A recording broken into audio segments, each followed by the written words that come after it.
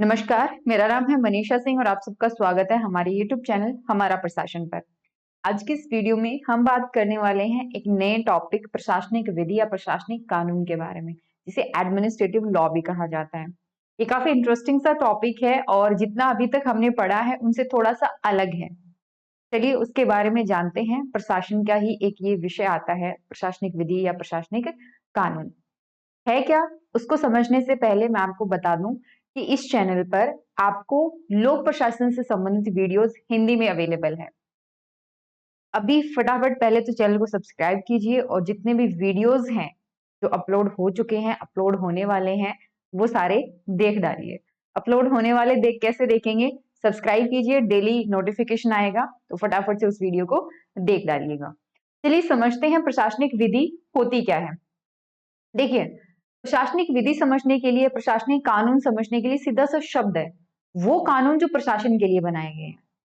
तो क्या हम ये समझ सकते हैं कि प्रशासन के लिए जो कानून बनाए गए हैं, इसका मतलब कि आम नागरिक के लिए अलग कानून है और प्रशासनिक अधिकारियों के लिए अलग कानून है? ये देखने में कितना अजीब लगता है। हम ये मान के चलते हैं ना, भारत में किस प्रकार की प्रणाली है कि कानून के सामने सब बराबर हैं। जब सब बराबर हैं तो फिर प्रशासनिक अधिकारियों के लिए अलग से कानून कैसे बना दिए गए, के बारे में जानते हैं। और ये पूरा जो टॉपिक है वो इसी बात को लेकर के है कि क्या प्रशासनिक अधिकारियों को कुछ स्पेशल पावर्स, कुछ स्पेशल चीजें दी गई हैं क्या, जो उनको आम नागरिकों के बराबर उनके ऊपर लागू नहीं होती।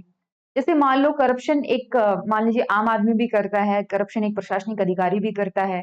अ, तो ये दोनों क्राइम है तो एक जैसे, फिर आम नागरिक के ऊपर अलग कानून है, प्रशासनिक अधिकारी के लिए अलग कानून लागू होगा। ये अपने आप में सुनने में कितना अजीब लगता है।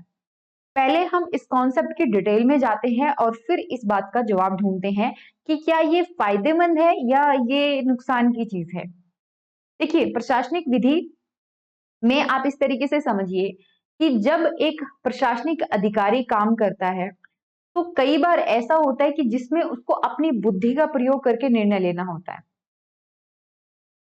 और वो जब निर्णय लेता है, मैं आपको पिछले वीडियो में बता चुकी हूँ उत्तरदायित्व में भी, कि अधिकारी के पास अधिकार तो है ही है, इसीलिए तो अधिकारी कहा गया है उसको। साथ ही साथ उसके पास संसाधन भी हैं। जैसे एक पुलिस अधिकारी है, उसके पास अधिकार है कि वो किसी को गोली मार सकता है उसके पास अधिकार। और साथ ही साथ उसके पास बंदूक भी है। लेकिन क्या वो किसी को भी गोली मार देगा? बहुत बार ऐसा होता है, मान लीजिए लड़ाई हो गई, कोई हमला हो गया, कोई ऐसा मान लीजिए कोई ऐसी सिचुएशन होगी जहां पर इसको अपने हथियार का प्रयोग करना पड़ा, बंदूक का प्रयोग करना पड़ा। तो अगर उसने कोई क्राइम किया है, क्या उसके लिए अलग से कानून होंगे? इस चीज को ध्यान में रखिए कि अधिकारी अगर निर्णय लेते समय खुद के विवेक का प्रयोग करता है, खुद की बुद्धि का प्रयोग करता है, तो उसके ऊपर कुछ अलग कानून लागू होते हैं जिनको प्रशासनिक कानून कहा जाता है। ठीक है, समझते हैं इस चीज को कि लोक प्रशासकों को अपने कार्यों का निष्पादन करने में विभिन्न निर्णय करने होते हैं। ये निर्णय विकल्पों पर आधारित होते हैं और इन विकल्पों में से एक का चुनाव वे अपने विवेक से करते हैं, अपनी बुद्धि, अपनी समझ से करते हैं। समझ का वे मनमाना प्रयोग नहीं कर सकते, अर्थात कुछ कानून ऐसे निर्मित किए गए हैं जो उनकी इस समझ, इस विवेक की सीमा को निर्धारित करते हैं। मैं किस हिसाब से अपनी मर्जी से वो कर सकती हूँ। एक पुलिस अधिकारी को अगर बंदूक दी गई है तो उसके ऊपर कुछ रिस्ट्रिक्शंस भी हैं, कुछ कानून भी बनाए गए हैं और ये कानून ही प्रशासनिक कानून या प्रशासनिक विधि कहलाते हैं। अगर मैं थोड़ा सा व्यापक अर्थ में समझूं तो ये हर प्रकार के प्रशासन पे लागू होता है, प्रशासन के सभी अंगों पर। फिर चाहे वो आप बात करो, जैसे हम कहते हैं कि जैसे हमने न्याय प्रशासन की परिभाषा पढ़ी थी तो ये कहा था कि सरकार के तीनों अंगों में इसका फैलाव है, न्यायपालिका में भी, कार्यपालिका में भी, विधान पालिका में भी। लेकिन अभी अगर हमें समझना है तो हम सिर्फ इसको संकुचित अर्थ में ही समझेंगे, लोक प्रशासन में प्रशासनिक अधिकारी के अर्थ में ही समझेंगे। तो लोक प्रशासन में प्रशासनिक कानून का मतलब क्या हुआ? लोक प्रशासन या प्रशासकों के विवेक की शक्ति का स्वरूप और सीमा का निर्धारण करने वाला कानून। एक अधिकारी को अधिकार दिए गए हैं और कई बार ऐसे हालात हो जाते हैं जहां पर उसको अपनी मनमर्जी से काम करना पड़ता है। तो मनमर्जी का मतलब कुछ भी हो गया, मनमर्जी मतलब पूरा मनमर्जी नहीं। जो फैसला ले वो इंसान, वो सही तरीके से लिया गया फैसला हो, यही चीजें प्रशासनिक कानून में दी गई हैं। प्रशासनिक कानून सार्वजनिक कानून लोक विधि की दो शाखाओं में से एक है प्रशासनिक कानून और दूसरा होता है संवैधानिक कानून। संवैधानिक कानून हमें क्या कहता है कि कानून के सामने हम सब बराबर हैं। संवैधानिक कानून जो है वो किसी भी देश का सर्वोच्च कानून होता है। इसका संबंध सरकार की संरचना और संगठन से होता है, जबकि प्रशासनिक कानून का संबंध प्रशासकीय अधिकारियों के अधिकार, नियमों, अधिनियमों तथा प्रक्रियाओं एवं उसकी मशीनरी के संचालन से संबंधित होता है। आइवर जेनिंग्स ने कहा था कि प्रशासनिक कानून यह कानून होता है जिसका संबंध प्रशासन से है। यह प्रशासनिक अधिकारियों का संगठन, अधिकार और कर्तव्यों को निर्धारित करता है। इसको आप संकीर्ण और विशाल दोनों दृष्टिकोणों में परिभाषित कर सकते हो। संकीर्ण दृष्टिकोण, लिमिटेड वे, नैरो वे में से अगर मैं इसको समझूं तो ये एक ऐसा कानून होता है जो प्रशासनिक ढांचे के संचालन हेतु प्रशासनिक अभिकरणों में विवेक की मात्रा और उसकी सीमाएं निर्धारित करता है। वही बात है जो अभी तक हमने समझी। अगर शुरू में आपको समझ में आ गया तो कॉन्सेप्ट बहुत इजी है समझना, और शुरू में ही अगर आपने ध्यान से नहीं देखा तो प्रॉब्लम हो सकती है। मान लो अभी आप 2-3 मिनट हो चुके हैं और अभी आपको लगे कि नहीं मुझे कॉन्सेप्ट सही से समझ में नहीं आ रहा, तो मैं कहूंगी कि आप वीडियो को शुरू से देखें। आपको क्लियर होना चाहिए प्रशासनिक कानून का मतलब, क्योंकि ये मैंने कहा ना ये टॉपिक थोड़ा सा अलग है, जितना हम पढ़ते आ रहे हैं उनसे अलग है। कई बार ये सबसे डिफिकल्ट टॉपिक भी बन जाता है अगर आप इसको ढंग से नहीं समझ पाते हो तो। दूसरे शब्दों में एक ऐसा कानून है जो सरकारी कर्मचारियों के अधिकार, उत्तरदायित्व का निर्धारण अपने सरकारी कार्यों के निष्पादन हेतु करता है। लेकिन अगर हम इसको व्यापक दृष्टि से समझें तो प्रशासनिक कानून एक ऐसा कानून है जिसका समस्त लोक प्रशासन से संबंध है। यह उन नियमों, उन सिद्धांतों का कुल जोड़ है जिसके अनुसार लोक प्रशासन लोक नीति को लागू करता है। ठीक है, तो सभी कानून, राजलेख, प्रस्ताव, न्यायिक निर्णय, नियम, अधिनियम, प्रक्रिया, आदेश सब कुछ इसके अंतर्गत आ जाते हैं। और ये सबसे ज्यादा फ्रांस में इसका हम विस्तृत रूप जो है वो लागू हुआ देखते हैं। फ्रांसीसी लोग कहते हैं कि यह जो प्रशासनिक कानून है ये उन कानूनी नियमों का समूह है जो सार्वजनिक अधिकारी और नागरिकों के बीच में संबंधों को नियमित करते हैं। अब फ्रांस में क्या है, फ्रांस में इतना समझिए, देखिए यहाँ पर हम वापिस से अपने मेन टॉपिक पे आते हैं कि एक अधिकारी अगर कोई काम करता है और एक नागरिक अगर कोई काम करता है तो दोनों को अलग अलग तरीके से ट्रीट करना। फर्क समझिए, प्रशासनिक कानून क्या कहता है कि एक अधिकारी के पास अधिकार भी था, संसाधन भी थे, और उसने निर्णय लिया। निर्णय कैसे लिया? अपने विवेक से, स्वविवेक, अपनी समझ से उसने वो निर्णय लिया। और मान लीजिए पुलिस कर्मचारी है, उसने उसके पास बंदूक थी ही, लड़ाई हो गई, उसकी जान पे खतरा था, उसने सामने वाले को शूट कर दिया, मार दिया उसको। ये एक प्रकार का क्राइम हुआ। दूसरी तरफ हम चलते हैं, एक नागरिक है, उसका किसी से झगड़ा हुआ और उसको भी सामने वाला मार रहा था, गुस्से में आकर के उसने सामने वाले पे अटैक कर दिया, तो ये भी एक प्रकार का जुर्म है, क्राइम हुआ। फ्रांस के अंदर क्या है कि जब एक अधिकारी कोई गलती करता है तो उसको अलग तरीके से, अलग प्रकार की न्यायालय प्रक्रिया है, उनमें जाना पड़ता है उनको। और अगर एक नागरिक कुछ गलती करता है तो अलग कानून, अलग न्याय प्रक्रिया है। ये शुरू में जब हम सुनते हैं ना तो हमें लगता है कि ये गलत हो रहा है, लेकिन ये सही है। कैसे सही है? एक अधिकारी जो है उसके पास अधिकार भी थे, संसाधन भी थे, उसके पास अधिकारों को बनाए रखने की जिम्मेदारी ज्यादा थी। उसने अपने अधिकारों का गलत प्रयोग किया, दुरुपयोग किया है, तो हम उसको एक ऐसे नागरिक के समान कैसे मान सकते हैं जिसके पास कुछ अधिकार थे ही नहीं। ये नागरिकों को बचाने के लिए, नागरिक के अधिकार को बचाने के लिए प्रशासनिक कानून आए हैं।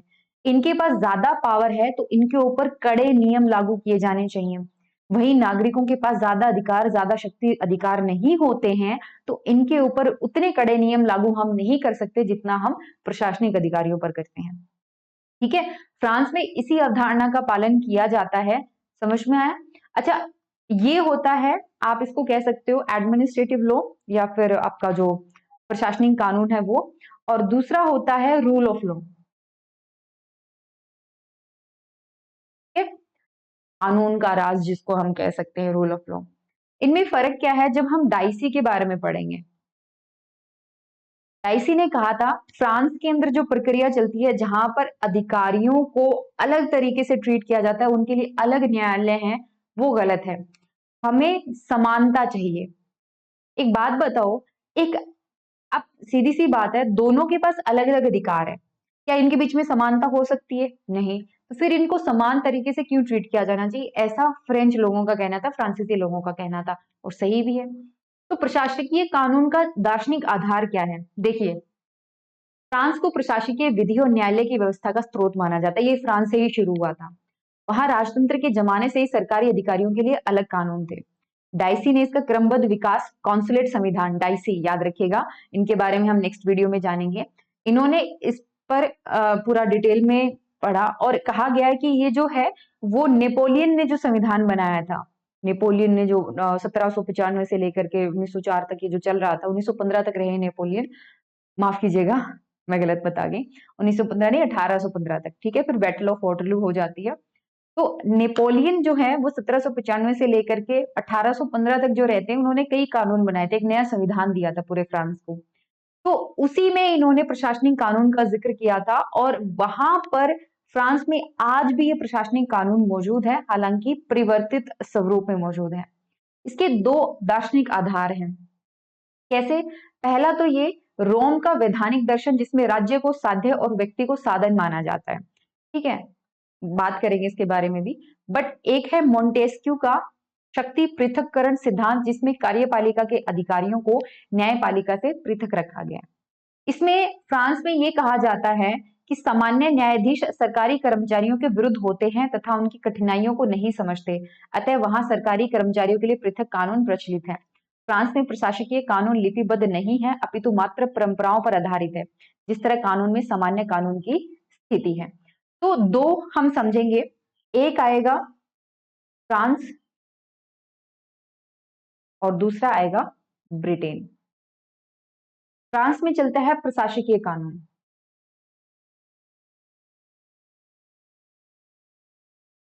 और ब्रिटेन में चलता है सामान्य कानून, ठीक है। फ्रांस में क्या है कि पदाधिकारी अगर अपनी शक्तियों का दुरुपयोग करता है, उसके लिए अलग कानून है। जबकि ब्रिटेन में यह कहा गया है कि चाहे फिर वो नागरिक हो, चाहे वो एक अधिकारी हो,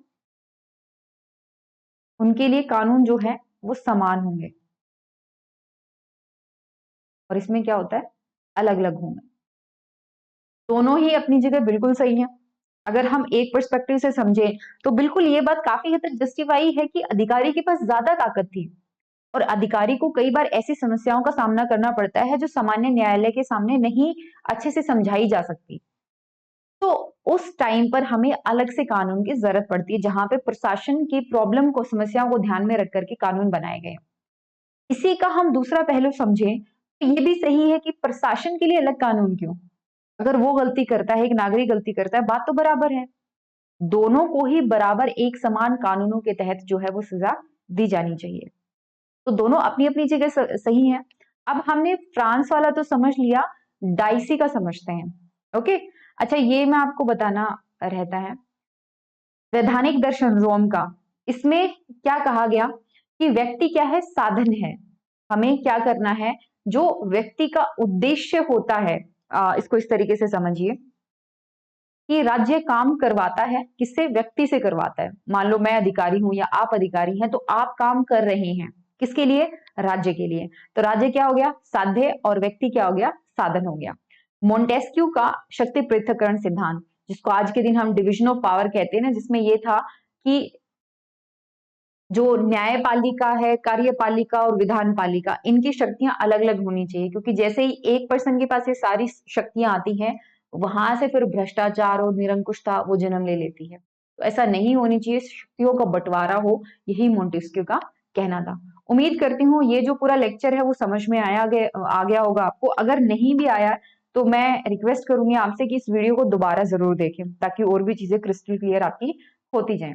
अगर आप हमसे कांटेक्ट करना चाहते हैं, फोन नंबर और व्हाट्सएप नंबर यहाँ पर दिए गए हैं, यही नंबर आपको टेलीग्राम पर भी मिल जाएगा। तो अगर आप टेलीग्राम पर हमसे जुड़ना चाहते हैं तो बिल्कुल, साथ ही साथ ये ईमेल है contactforupsc@gmail.com, आप हमें कांटेक्ट कर सकते हैं। मोबाइल नंबर 9896859767 और व्हाट्सएप पर भी सेम नंबर है, टेलीग्राम पर भी, तो आप हमसे कांटेक्ट कर सकते हैं।